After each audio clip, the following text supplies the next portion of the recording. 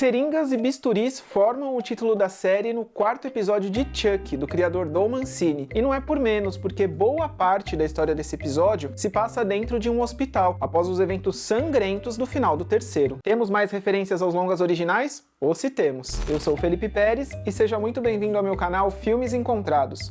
O vídeo de hoje dá continuidade à série de vídeos com as análises dos episódios de Chuck. E se você perdeu algum deles, não deixa de conferir depois a playlist que tem aqui na descrição do vídeo. E vale lembrar que esses vídeos estão cheios de spoilers.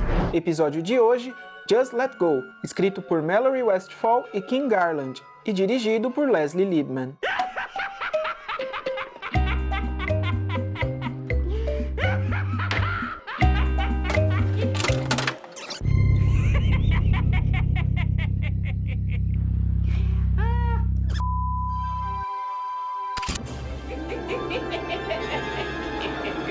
Atenção, este vídeo contém spoilers.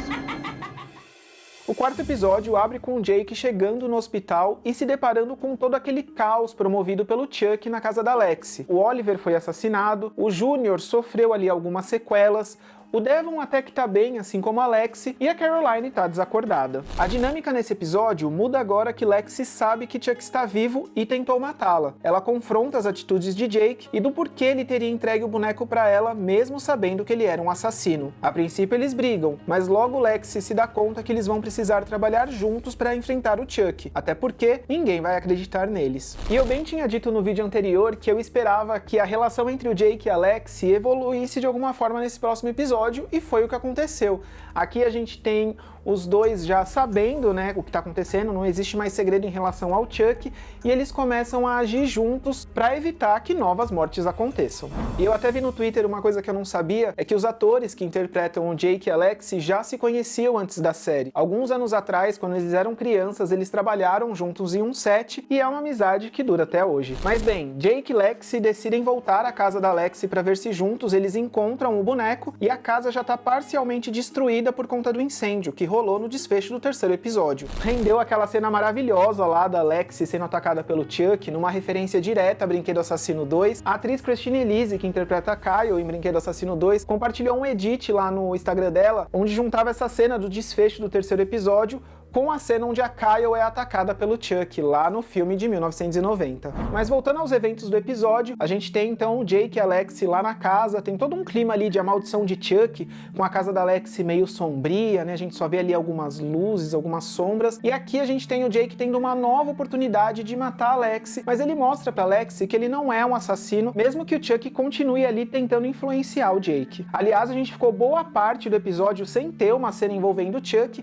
e quando ele surge aqui nessa cena, a gente presencia aí um novo visual do boneco que a princípio dá até um certo choque, assim, porque é uma imagem meio perturbadora, ele tá com o rosto todo derretido ali por causa do incêndio, e eu acho que já virou aí um novo visual icônico do boneco, e que é impossível não lembrar do Chuck pegando fogo no primeiro filme, do Chuck derretido em Brinquedo Assassino 2, e até daquela cena em Brinquedo Assassino 3, quando parte do rosto do Chuck é cortado lá no terceiro ato do filme, e fica ali aquele sangue, aquela parte do rosto sem a pele. Mas acho que também pode funcionar como uma bela homenagem a um outro clássico do terror, o Vingador Tóxico da Troma. A título de curiosidade, Vingador Tóxico foi uma série de filmes que começou nos anos 80 e que celebrava os filmes B. O primeiro longa foi lançado em 84 e tinha a direção de Lloyd Kaufman e Michael Hirst. Na história, um jovem faxineiro que era constantemente humilhado por outros jovens acaba caindo em tonéis cheios de lixo tóxico. Com isso, ele se transforma no Vingador que dá título ao filme e parte para sua vingança. Vale comentar também que o clássico teve 3 sequências lançadas entre 89 e 2000, e um possível remake que ainda vem por aí. Vingador Tóxico trabalhou muito aí essa questão do bullying, então é impossível não fazer uma relação direta aqui com a série Chuck, que também trabalha muito essa questão do bullying envolvendo o personagem Jake. Mas se por um lado a gente tem o Jake e a Lexi se aproximando e resolvendo as questões que eles tinham entre eles, a gente tem o núcleo dos adultos entrando num caos completo aqui, em consequência à morte do Oliver, que é um evento que não podia passar batido. A morte de uma criança, no caso o Oliver, refletiu no medo de todos eles de quase terem perdido seus filhos. Isso, em termos de roteiro, é algo que só fortalece a narrativa, porque os eventos têm consequências reais em todos os personagens, e não são simplesmente esquecidos. Outro destaque do episódio, claro, são os flashbacks envolvendo a adolescência do Charles Lee Ray.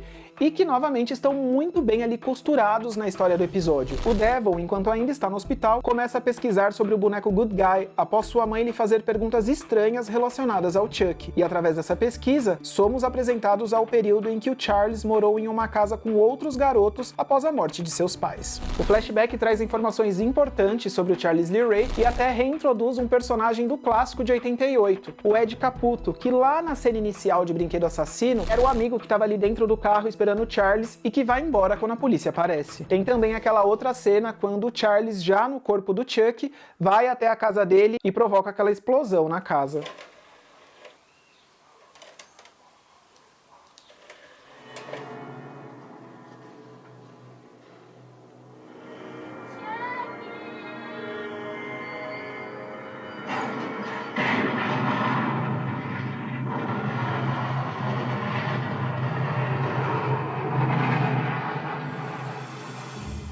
E é legal porque nesse flashback a gente vê como o Charles começa a agir ali meio que como um mentor daquelas crianças, pra ver quais delas ali têm potencial de se tornar um assassino assim como ele. Bem como aconteceu naquele flashback onde os pais dele foram assassinados, onde o assassino do pai dele diz pra ele que ele tem potencial. A gente até tem uma cena do Charles adolescente lendo Peter Pan pras crianças e dá pra fazer uma relação aí com a própria personalidade do Charles e tá tentando ensinar, passar, né, os seus conhecimentos para aquelas outras crianças. E também com o fato de depois o Charles passar a alma dele para um boneco que simboliza ali uma criança e sempre tentar também passar a alma dele para outras crianças como o Andy, o Tyler, a Alice. Então eu acho que a escolha do livro Peter Pan aqui foi bem certeira e tem um significado bem importante para a história. E o flashback também não podia passar sem um momento extremamente violento. Lá no making of do Legado de Chuck, que tinha sido divulgado antes da estreia da série, mostrava meio que os bastidores ali da maquiagem sendo feita em uma das vítimas do Charles, que é justamente a vítima que aparece aqui, que ele fez quando ele era ainda adolescente. Tem um corte no pescoço, é super gráfico, tem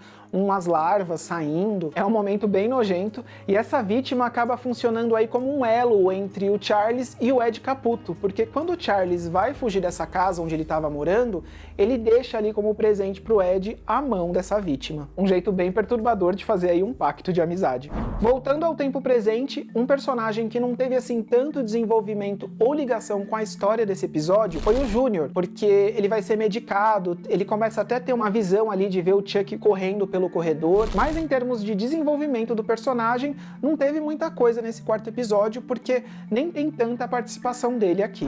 Ao contrário do Jake, da Lexi e do Devon. O Jake é super confrontado aqui pela mãe do Devon, do porquê o boneco tá sempre presente ali onde estão acontecendo os assassinatos, e até chega um ponto de que o Jake talvez conte a verdade pra ela, mas é nesse momento que começa um alarme no hospital, começa um corre-corre, porque algo aconteceu lá no quarto da Caroline, onde o Chuck puxou a tomada dos aparelhos e quase matou a menina. Sem contar também que um pouco antes o Chuck matou de forma extremamente violenta o segurança que estava lá na casa da Lexi e que encontrou o Jake e a Lexi lá tentando investigar e descobrir coisas sobre o Chuck. Ele encontrou o Chuck, levou o Chuck de volta pro hospital e lá no quarto da Caroline, enquanto ele estava roubando ali os doces que tinham deixado para ela, ele acaba tendo um encontro sangrento com o Chuck. As tais seringas que apareceram lá nos créditos de abertura são utilizadas aqui enquanto o Chuck apunhala ele diversas vezes. Outro momento bem violento, porque começa a sair sangue pelo ouvido, pelos dedos, é sangue pra todo lado. E esse assassinato que aconteceu no hospital culmina aí num gancho final, onde a gente tem o Devon, o Jake e a Lexi se unindo contra o Chuck. Os três agora têm consciência que a alma do Charles Lee Ray tá dentro do boneco,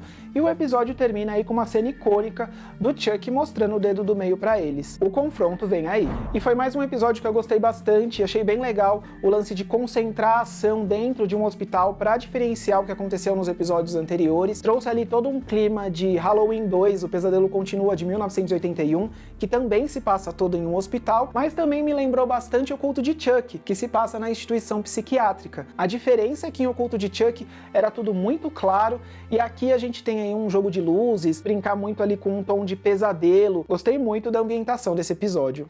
Mas e você, o que achou desse episódio? Também gostou assim como eu?